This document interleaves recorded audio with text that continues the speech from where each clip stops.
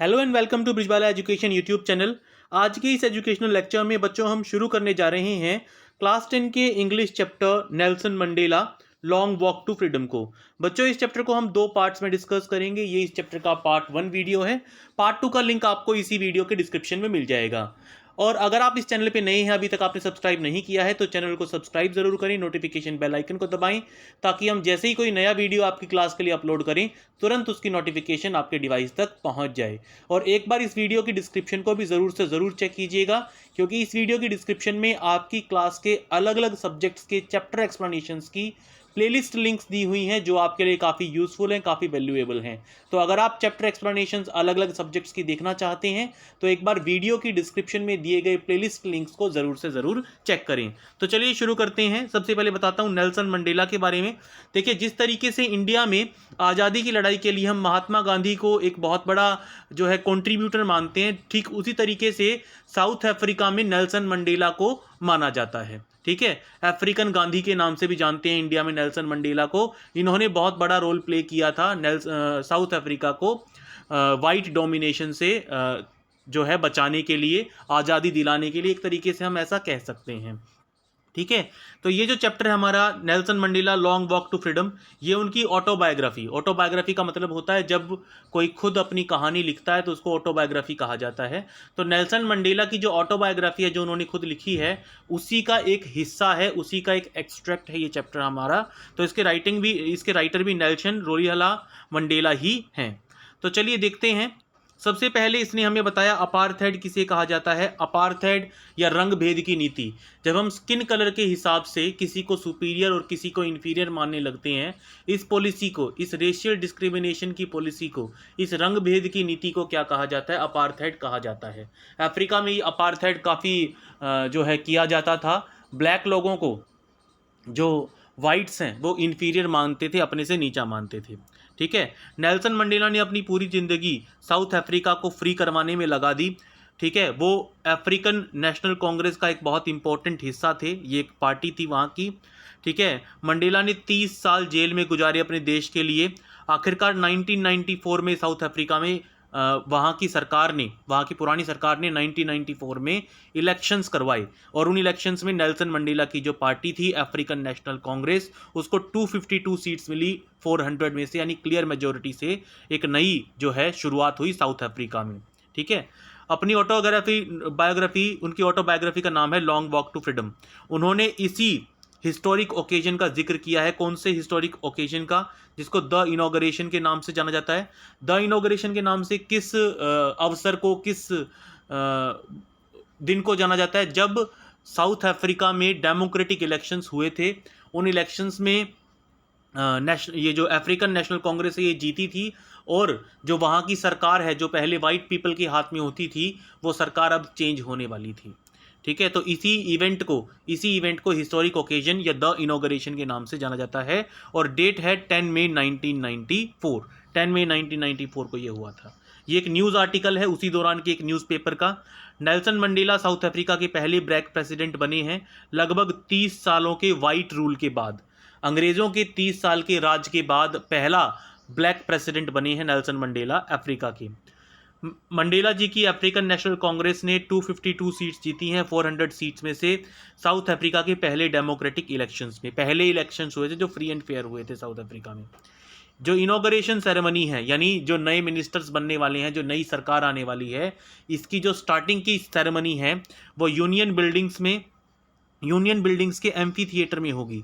Amphi theatre कहा जाता है किसी ऐसी बिल्डिंग को जहाँ पे बहुत सारी सीट्स हों बैठने के लिए, एक स्टेज हो लेकिन छत ना हो, जहाँ पे, उसको एम्फी थिएटर कहा जाता है।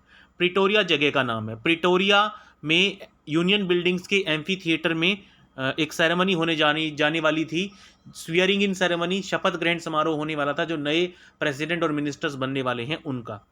जो ये समारोह हुआ था, जिसको द इनॉग्रेशन के नाम से जाना जाता है, ये पूरे दुनिया से आए हुए अलग अलग पॉलिटिशियंस और डिग्नेटरीज ने अटेंड किया था, जो 140 अलग अलग देशों से आए थे। Never never again will this beautiful land experience the oppression of one by another, said Nelson Mandela in his address. और नेल्सन मंडेला ने द इनॉग्रेशन वाले दिन, यानी 10 मई 1994 को जो भाषण दिया, उस भाषण में उन्होंने ये कहा कि आज के बाद कभी भी इस नए साउथ अफ्रीका में एक समाज दूसरे को ओप्रेस नहीं करेगा, दूसरे का फ़ायदा नहीं उठाएगा, दूसरे को इन्फीरियर नहीं समझेगा, सब आपस में बराबर होंगे। Jubilant scenes on the streets of Pretoria followed by ceremony with the blacks, whites and colors celebrating together। ये जो प्रिटोरिया की गलियों में जो माहौल था बड़ा ही ज़बरदस्त अच्छा माहौल था। ब्लैक पीपल, वाइट पीपल और अदर कलर्ड पीपल जो दूसरे देशों के लोग थे, सब वो सब मिलके आज़ादी का जश्न बना रहे थे। More than 1 lakh South African man, women and children of all races sang and danced with joy. South Africa में रहने वाले 1 लाख से ज़्यादा मेन, वेमेन और बच्चे जो हैं वो खुशी के मारे गाने गा रहे थे और नाच रहे थे। ये एक न्यूज़ आर्टिकल है। तो चलिए शुरू करते हैं हमारा चैप्टर। अब यहाँ से हम चैप्टर शुरू करने वाले हैं। 10th में डॉन्ड ब्राइट एंड क्लियर। 10 मई का जो सुबह हुई, 10 मई की सुबह बड़ी साफ सुथरी सुबह थी, काफ़ी ब्राइट सनलाइट उस दिन आई हुई थी साउथ अफ्रीका में उस दिन। For the past few days, I had been pleasantly besieged by dignitaries and world leaders who were coming to pay their respects before the inauguration। यहाँ पे नेल्सन मंडेला बता रहे हैं, नेल्सन मंडेला कहानी सुना रहे हैं। तो वो कहते हैं कि पिछले कुछ दिनों से दुनिया के जाने माने वर्ल्ड लीडर्स और डिग्निटरीज, डिग्निटरीज का मतलब रिस्पेक्टेड लोग जो हैं वो मेरे आसपास, बिसीज्ड बाय का मतलब सराउंडेड बाय, मेरे आसपास जो हैं दुनिया के जाने माने वर्ल्ड लीडर्स और रिस्पेक्टेड लोग जो हैं मुझे मेरे पास आ रहे हैं, फ़ोन कर रहे हैं या मेरे पास आके मुझे बधाइयाँ दे रहे हैं इनॉग्रेशन से पहले। इनॉग्रेशन उसी सेरेमनी, स्वेयरिंग इन सेरेमनी को कहा जा रहा है। The inauguration would be the largest gathering of ever of international leaders on south African soil. जो ये जो द इनॉग्रेशन होने वाली है, ये साउथ अफ्रीका की मिट्टी पे सबसे बड़ी इंटरनेशनल मीट होने वाली है। यहाँ पे 140 अलग अलग देशों के वर्ल्ड लीडर्स जमा होंगे इस हिस्टोरिक ओकेजन को और भी ज़्यादा इम्पोर्टेंट बनाने के लिए। The ceremonies took place in the lovely sandstone amphi theatre formed by union buildings in Pretoria. जो ये द इनॉग्रेशन की सेरेमनी है, ये सैंडस्टोन से बने हुए एम्फी थिएटर में होगी, जो कि यूनियन बिल्डिंग्स प्रिटोरिया में आता है। प्रिटोरिया का यूनियन बिल्डिंग्स प्रिटोरिया का बनाया हुआ है। For decades this had been the seat of white supremacy. पिछले कई दशकों से ये जो एम्फी थिएटर है, यूनियन बिल्डिंग्स एम्फी थिएटर है, ये वाइट लोगों के सुप्रीमेसी का प्रतीक रहा है। यानी वाइट लोगों ने यहाँ से ब्लैक लोगों के ऊपर राज किया है। And now it was the site of a rainbow gathering of different colours. और आज यहाँ पे रेनबो गैदरिंग हुई है। बड़ा इंपॉर्टेंट है स्टूडेंट्स, रेनबो गैदरिंग क्यों कहा गया है? जो वहाँ पे लोग इकट्ठा हुए हैं वो अलग अलग स्किन कलर, अलग अलग रिलीजन, अलग अलग रेसिस के हैं और सब आज मिलके खुशियाँ मना रहे हैं। उसको इसीलिए उसको रेनबो, जिस तरीके से रेनबो में अलग अलग कलर्स होते हैं, ठीक उसी तरीके से वहाँ पे भी अलग अलग स्किन कलर वाले लोग आपस में इकट्ठा हुए हैं। ठीक है, तो इसीलिए उसको रेनबो गैदरिंग कहा गया है। And Nations for the installation of south Africa's first democratic non racial government. आज रेनबो गैदरिंग हुई है और ये गैदरिंग आज विटनेस करने वाली है, हिस्सा बनने वाली है साउथ अफ्रीका के पहले डेमोक्रेटिक नॉन रेशियल गवर्नमेंट के बनने का। डेमोक्रेटिक का मतलब जिसको वोट डाल के चुना गया है, नॉन रेशियल का मतलब जो किसी भी रंग में भेदभाव नहीं करेगी। On that lovely autumn day, I was accompanied by my daughter Zinani। उस लवली ऑटम डे पे, ऑटम यानी पतझड़ का मौसम था उन दिनों साउथ अफ्रीका में, तो पतझड़ के मौसम के उस शानदार दिन पे मेरे साथ मेरी बेटी जिनानी है। On the podium Mister de Klerk was first sworn in as second deputy president. Podium पे यानी स्टेज पे मिस्टर डी क्लार्क को सबसे पहले शपथ दिलाई गई। वो साउथ अफ्रीका की नई सरकार के सेकेंड डिप्टी प्रेसिडेंट के तौर पे चुने गए हैं। Then Thabo Mbeki was sworn in as first deputy president. उसके बाद Thabo Mbeki first deputy president की शपथ लेते हैं। When it was my turn, I pledged to obey and uphold the constitution and to devote myself to the well-being of the republic and its people। जब मेरी बारी आई शपथ ग्रहण की, स्वेयरिंग इन की, तो मैंने शपथ ली, मैंने कसम खाई कि मैं साउथ अफ्रीका के नए संविधान की रिस्पेक्ट करूंगा, उसको मानूंगा और मेरी पूरी ज़िंदगी इस देश और इस देश में रहने वालों की भलाई के लिए खर्च करूंगा। मेरी पूरी ज़िंदगी देश के और देश के लोगों की भलाई के लिए रहेगी। To the assembled guests and the watching world I said. जो लोग वहाँ पे इकट्ठा हुए थे, बाहर के लोगों के जो मेहमान, बाहर के देशों के मेहमान वहाँ पे इकट्ठा हुए थे और जो पूरी दुनिया हमें देख रही थी, उसको मैंने कहा। तो अब आगे यहाँ पे साउथ अफ्रीका के नए प्रेसिडेंट, पहले ब्लैक प्रेसिडेंट नेल्सन मंडेला का भाषण अब यहाँ पे हम देखेंगे, पढ़ेंगे आगे। देखिए, today all of us do by our presence here confer glory and hope to the new born liberty. आज हम सब जो यहाँ मौजूद हैं, आज हम हिस्सा बन रहे हैं, ग्लोरीफाई कर रहे हैं इस न्यू बॉर्न लिबर्टी को, जो नई नई आज़ादी हमारे देश को मिली है। आज हम इसको और भी ज़्यादा ग्लोरीफाई कर रहे हैं। Out of the experience of an extraordinary human disaster that lasted too long must be born a society of which all humanity will be proud. अब देखिए, बड़ी थोड़ी से डिफ़िकल्ट वर्ड्स यहाँ पे यूज़ किए गए हैं, ठीक है। तो मैं आप लोगों को सजेस्ट करूँगा कि जिन वर्ड्स का या जिन लाइनों का मीनिंग आपको नहीं पता या आपको लगता है कि बाद में दिक्कत आएगी, तो आप पेंसिल से या पेन से जैसे भी चाहें बुक्स में उसको मार्क कर सकते हैं अपनी बुक में। तो देखिए इस लाइन का क्या मतलब है। इस लाइन का मतलब है कि जो ये एक्स्ट्रा ऑर्डिनरी ह्यूमन डिजास्टर हुआ था, ये किसको कह रहा है? अपार्थाइड की, रंग भेद की जो नीति ब्रिटिशर्स ने, वाइट पीपल ने अपना रखी थी, उसको इसने ह्यूमन डिजास्टर कहा है।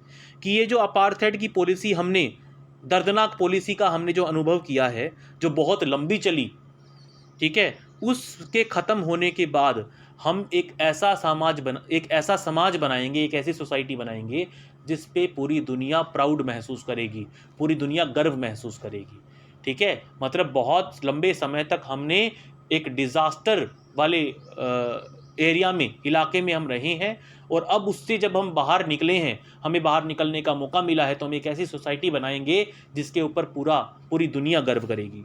We who were outlaws not so long ago have today been given the rare privilege to be the host to the nations of the world on our own soil। हम जो कि outlaws समझे जाते थे, outlaws उनको कहा जाता है जिनको, मतलब जो सोसाइटी से बाहर फेंक दिए जाते हैं, जिनको सोसाइटी का हिस्सा नहीं समझा जाता।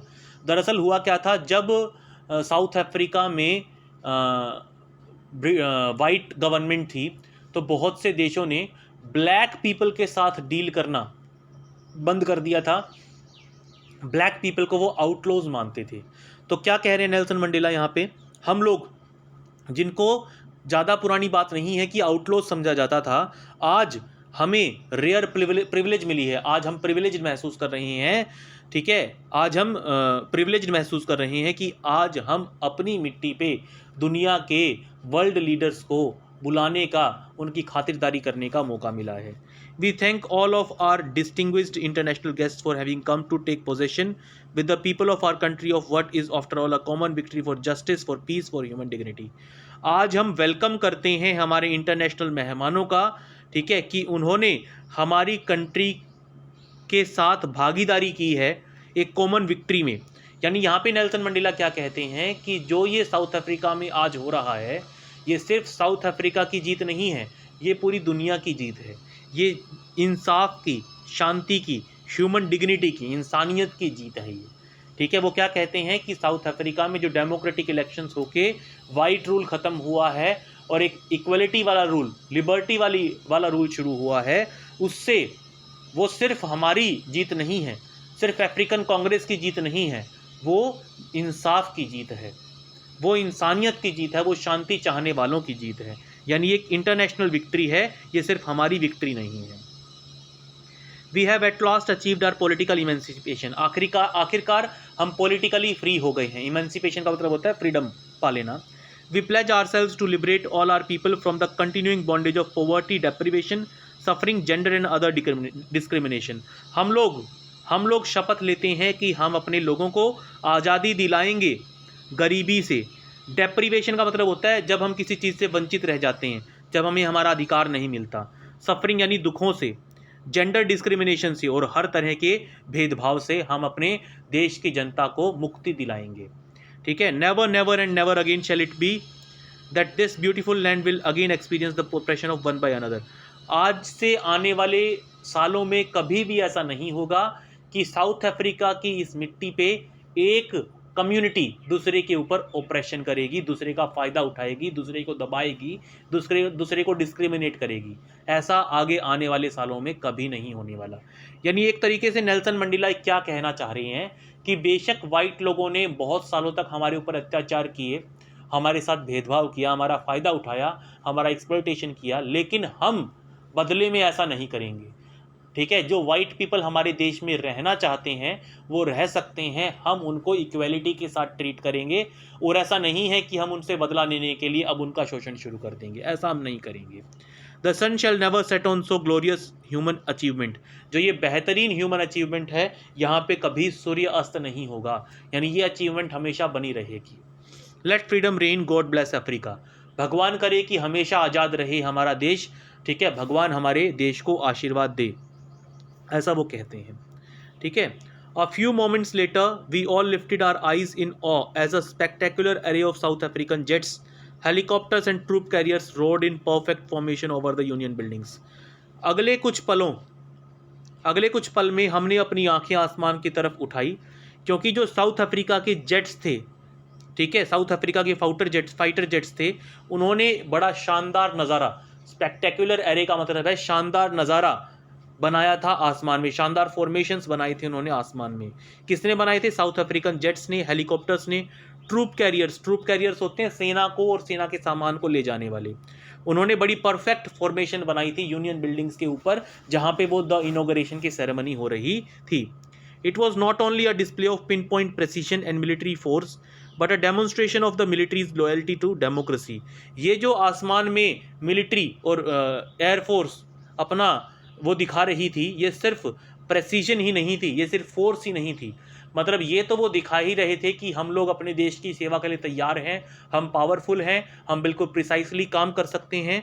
वो ये भी दिखा रहे थे कि मिलिट्री न्यूली इलेक्टेड गवर्नमेंट के प्रति वफादार रहेगी, न्यूली इलेक्टेड गवर्नमेंट के प्रति लॉयल रहेगी, एक ऐसी गवर्नमेंट के प्रति जिसका फ्रीली और फेयरली इलेक्शन हुआ है। ओनली मोमेंट्स बिफोर, कुछ क्षणों पहले ही, the highest generals of the South African defence force and police, their chest bedecked with ribbons and medals from days gone by, saluted me and pledged their loyalty। अभी कुछ moments, कुछ पल पहले ही जो साउथ अफ्रीका की defence forces के, South Africa की सेना के हाईएस्ट जनरल्स हैं, हाईएस्ट ऑफिसर्स हैं, पुलिस के हाईएस्ट ऑफिसर्स हैं, जिनकी छाती पे पुराने दिनों के मेडल्स लगे हुए हैं, रिबन्स लगे हुए हैं, उन्होंने मुझे सैल्यूट किया और शपथ ली कि वो मेरे प्रति वफादार रहेंगे, मेरी सरकार के प्रति लॉयल रहेंगी। I was not unmindful of the fact that not so many years before they would not have saluted but arrested me. ठीक है, मुझे आज भी ये बात ध्यान है, अगर कुछ साल पहले की बात होती तो ये मुझे सैल्यूट नहीं करते, बल्कि कि मुझे अरेस्ट कर लेते। तो वो दिखा रहे हैं कि साउथ अफ्रीका में कितना बड़ा बदलाव आया है। जो लीडर्स, जो जनरल्स पहले उन्हें अरेस्ट करने के लिए दौड़ते थे, आज वही जनरल्स उन्हें सल्यूट मार रहे हैं और लॉयल्टी की कस्में खा रहे हैं। Finally a chevron of Impala jets left a smoke trail of black, green, red, blue and gold of the new south African flag. Chevron होता है वी शेप, ठीक है। इम्पाला जेट्स एक तरह के फाइटर जेट्स होते हैं जो साउथ अफ्रीका में उन दिनों होते थे, ठीक है। तो आखिरकार ब्लैक, रेड, ग्रीन कलर और ब्लू कलर की और गोल्ड कलर की स्मोक के साउथ अफ्रीका का झंडा बनाया आसमान में स्मोक, कलरफुल स्मोक की हेल्प से इम्पाला जेट्स ने साउथ अफ्रीका का झंडा बनाया आसमान में। The day was symbolised for me by the playing of our 2 national anthems. ये दिन मेरे लिए सिंबल रहेगा, क्यों सिंबॉलिक रहेगा, क्यों? क्योंकि आज के दिन 2 नेशनल एंथम्स बजे हैं साउथ अफ्रीका के, ठीक है। And the vision of white singing, जहां वाइट लोग गा रहे हैं निकोसी सिकेकेल आया अफ्रीका, ब्लैक्स गा रहे हैं Die Stem, the old anthem of the republic, जो कि रिपब्लिक का पुराना नेशनल एंथम रहा है। Although that day neither group knew the lyrics of the anthem they once despised. उस दिन किसी भी ग्रुप को नेशनल एंथम पूरा याद नहीं था। नेशनल एंथम तो 2 थे, लेकिन किसी भी ग्रुप को उसका टोन और उसके वर्ड्स पूरे याद नहीं थे, क्योंकि उस नेशनल एंथम को, एक दूसरे के नेशनल एंथम को वो डिस्पाइज करते थे, डिसलाइक करते थे एक दूसरे के नेशनल एंथम को वो। They would soon know the words by heart. लेकिन वो दिन दूर नहीं है जब साउथ अफ्रीका के नेशनल एंथम्स के शब्द और टोन इन लोगों को दिल से याद रहेगी, ठीक है। आज बेशक इनको याद नहीं है, आज बेशक ये आगे पीछे गा रहे हैं, शब्दों में गलतियां कर रहे हैं, क्योंकि इनको ये नेशनल एंथम्स पसंद नहीं थे। लेकिन वो दिन दूर नहीं है जब ये अपने देश से इतना प्यार करेंगे कि ये नेशनल एंथम्स को बाय हार्ट लर्न करेंगे। On the day of inauguration I was overwhelmed with sense of history. आज इस इनॉग्रेशन के मौके पे मुझे अपना इतिहास याद आ रहा है, मैं ओवरवेल्म्ड महसूस कर रहा हूँ, इमोशनल महसूस कर रहा हूँ। In the first decade of 20th century, 20th century के पहले डिकेड में, यानी 1900 से 1910 तक, a few years after the bitter Anglo Boer war के कुछ सालों बाद, and before my own birth, और मेरे जन्म के कुछ साल पहले, the white skinned peoples of South Africa patched up their differences and erected a system of racial domination against the dark skinned peoples of their own land. White skinned जो लोग थे, जो साउथ अफ्रीका में रहते थे, अलग अलग देशों से आए हुए थे, उन्होंने एक दूसरे के साथ जो मतभेद थे उनको बुलाया और उन सब ने एक ऐसा सिस्टम क्रिएट किया, एक ऐसा रेशियल डिस्क्रिमिनेशन का सिस्टम क्रिएट किया जहां वाइट लोग, सारे वाइट लोग, अलग अलग देशों से आए हुए वाइट लोग अपने आप को सुपीरियर समझने लगे ब्लैक्स पीपल के, और ब्लैक लोगों के ऊपर अत्याचार करने लगे। ये 1900 से 1910 के बीच की बात है। The structure they created formed the basis of one of the harshest, most inhumane societies the world has ever known. In white लोगों ने एक ऐसी सरकार बनाई, एक ऐसी सोसाइटी बनाई जो सबसे हार्श और सबसे अमानवीय थी, इंसानों के रहने वाले लायक नहीं थी। दुनिया की हिस्ट्री में शायद ही इतनी भयावह, इतनी दर्दनाक, इतनी अमानवीय सोसाइटी किसने देखी होगी।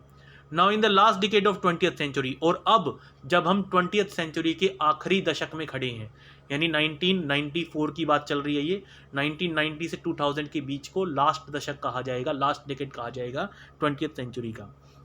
And my own 8th decade as a man, और मैं जो कि 8 दशक पूरे कर चुका हूँ, 80 साल पूरे कर चुका हूँ अपनी ज़िंदगी के, that system had been overturned. अब ये सिस्टम जो है वो हमेशा के लिए जो है बदला जा चुका है। यानी जो रेशियल डिस्क्रिमिनेशन का सिस्टम वाइट स्किन्ड लोगों ने बनाया था ब्लैक पीपल के खिलाफ, अब वो सिस्टम पूरे तरीके से ओवरटर्न कर दिया गया है, and replaced by one that recognised the rights and freedoms of all peoples regardless of the colour of their skin. और एक ऐसा नया सिस्टम अब आया है साउथ अफ्रीका में जो अपने लोगों के हकों को और आज़ादी की रिस्पेक्ट करेगा, रिकॉग्नाइज करेगा, चाहे उनका स्किन कलर कोई भी हो। यानी अब साउथ अफ्रीकन सॉइल पे वाइट पीपल और ब्लैक पीपल एक दूसरे के बराबर रहेंगे, उनके राइट्स, उनके फ्रीडम्स सब बराबर एंजॉय करेंगे। तो स्टूडेंट्स, पार्ट 1 में इतना ही। आगे हम इस लेसन को कंटिन्यू करेंगे पार्ट 2 में। अगर आपको ये वीडियो पसंद आया तो प्लीज़ इस वीडियो को लाइक ज़रूर कीजिएगा। ये आपके लिए तो फ्री है, लेकिन हमारी इससे बहुत हेल्प होती है, बहुत एनकरेजमेंट हमें मिलता है। एक बार वीडियो की डिस्क्रिप्शन को ज़रूर से ज़रूर चेक कीजिएगा, क्योंकि वहाँ आपकी क्लास के लिए और आपके लिए बहुत यूज़फुल कंटेंट हमने अवेलेबल करवा रखा है। वहाँ कई प्लेलिस्ट लिंक आपको मिलेंगे, तो उन लिंक्स को ज़रूर से ज़रूर चेक कीजिएगा। और अगर आप इस चैनल पे नए हैं, अभी तक आपने सब्सक्राइब नहीं किया है, तो जाने से पहले चैनल को सब्सक्राइब करें, नोटिफिकेशन बेल आइकन को दबाएं, ताकि अगर हम कोई नया वीडियो आपके लिए अपलोड करें तो तुरंत नोटिफिकेशन आपके डिवाइस तक पहुंच जाए। Thank you for being with us, thank you for loving us, keep loving, keep supporting.